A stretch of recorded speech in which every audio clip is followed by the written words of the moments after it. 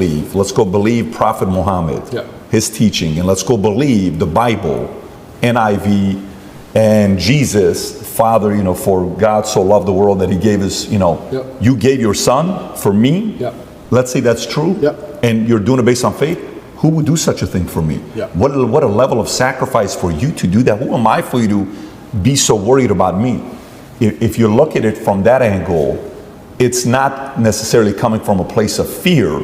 It's coming from a place of grace. It's coming from a place of love. It's coming from a place of, absolutely, a different feel. Because I do believe the part that upsets me is the fear aspect, that they're allowing others to mock your God, to mock Jesus, to mock whatever religion it is you're a part of, and you're kind of like, oh, they're just funny, man.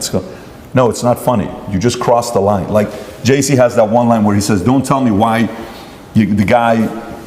what the guy said about me. Tell me why he was so comfortable saying it to you. 100%. Tell me why he said comfortable to you. So I think that's the part about faith. I understand when you're saying the fear and the respect side. So that's the part where fear is needed.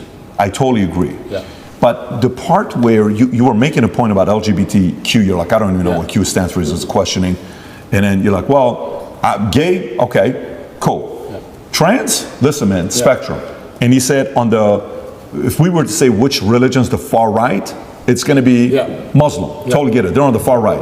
Christian today is kind of going center left today. Like they're kind of being soft right now. Okay. So if I want to raise my kids, I want to take my kids to Dubai, and I'm going to take my kids to Saudi Arabia. Why? Because I'm defending against some of these immoral philosophies that they have. I don't want to go there.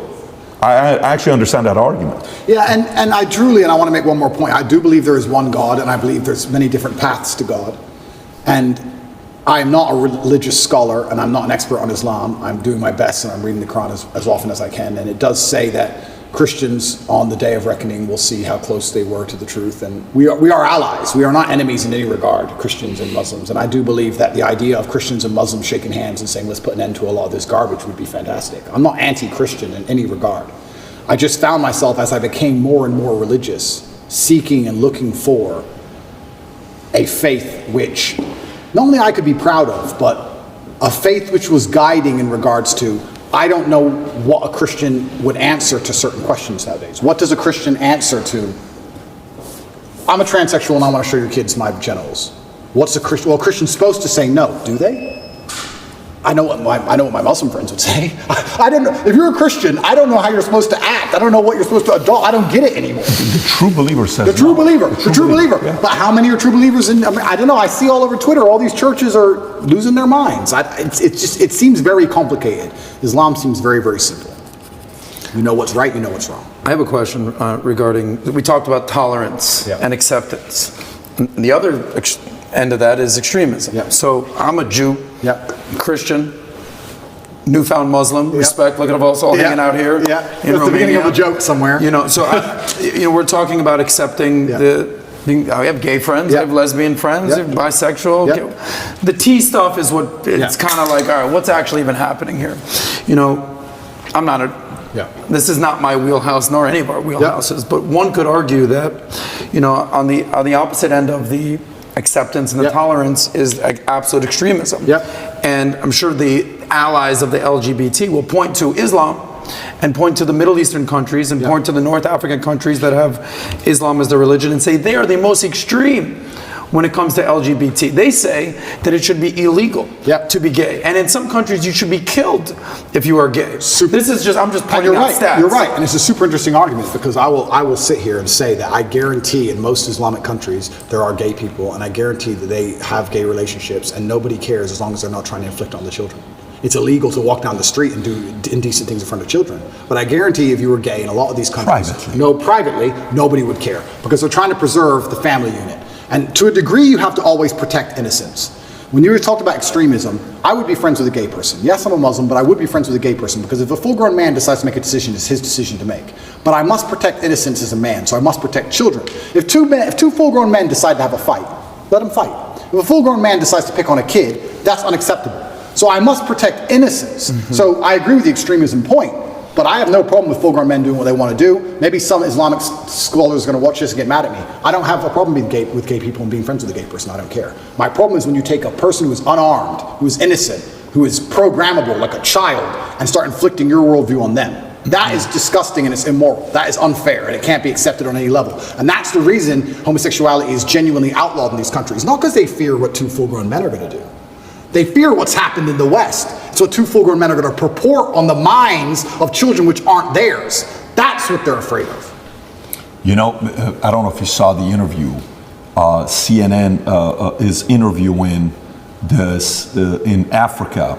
And I have the video. I don't want to play the video. Obviously, the leader. Yes. And he's talking about democracy. He says democracy says, look, you can do whatever you want to do. He says, what do you think about gays? And his reaction was like, what do you mean? What they do? I don't agree with what they do. Yeah. You think that's okay? Anyways, he's given his argument, right? And the lady's reaction is like, how could you? Says, look, you keep your beliefs to you. Do not bring it to our country here, right? The challenge goes back to, remember how you're like the girl that you're dating is like, so what happened? I asked you to bring the oranges from the store. How come you didn't bring it? Yeah, I forgot. Hey, so how about this? And you know, that's why you love your mom more than you love me. And you're like, oh, shit, you're getting around them. And now there's a fight, right? Okay. Well, is the mistake being too tolerant from the beginning? Is the mistake being too accepting from the beginning? Is the mistake of, you know, like the fear when I talk to Second Amendment guys, and the fear about, well, you know, what's wrong with them doing background checks? What's wrong with them doing this? He says, look, that's how it starts. You give them the background checks, then they're going to come for everything. Oh, you're over-exaggerating. No one's coming for your guns. Well, you also said 20 years ago, Hillary Clinton, marriage is between a man and a woman, and the sanctity of marriage 20 years later. So that is the fear where one must watch this as a case study. Say somebody starting a new country and saying, look, here's where we stand. These are the laws we're not touching. We're not going to be doing X, Y, Z. You've been too tolerant, and now you're paying the price for it, and now you're reacting to it. And that's exactly why you completely nailed it. If you give an inch, they take a mile, and that's why I think in a lot of these countries they have it's officially illegal. They're actually quite tolerant of it, more than you'd believe. I'm telling you, you can go to Jordan and your waiter will be a bit fruity. You can tell. Nobody cares. Nobody cares. Nobody gives a shit, right? But they have it officially illegal to prevent it ever bleeding out into actually affecting the mindset of society. You can do what you want, you're a full-grown man, but society is based on family, traditional family values. That's how our society is based. That's how we show ourselves to the world, and that is not going to be affected or changed. I was going to say that's why you see you talk about the collapse of Western society, specifically America. You see a decline in values. Wall Street Journal came out with that article that said family values plummeting, religion plummeting, being a social, being a community organizer plummeting. Everything's plummeting in America other than money. People are focusing on money. Who has reached out to want to support? We talked about this last time briefly. Yeah. Being a Muslim yourself, have some of the most powerful Muslims reached out, trying to help out, figuring out a way to get you out? Yeah, absolutely. They certainly have. And also the amount of mail I got from Muslims around the world was completely incredible. When I was in the cell with Tristan, he said, well, I'm Christian. Nobody's written to me. Yeah, so it was kind of amazing the support that you have from the Brotherhood, and you certainly feel part of the family, and I've had a lot of support from them as a whole. It was Ramadan at the time I was in jail, so my first Ramadan was in jail. So that was certainly interesting because you eat when the sun goes down.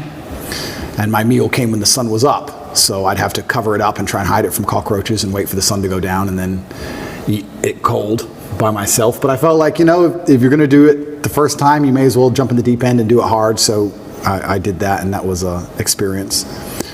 And jail as a whole, I mean, there's so many stories I can tell. There's so many different ways I remember it. There were times I laughed.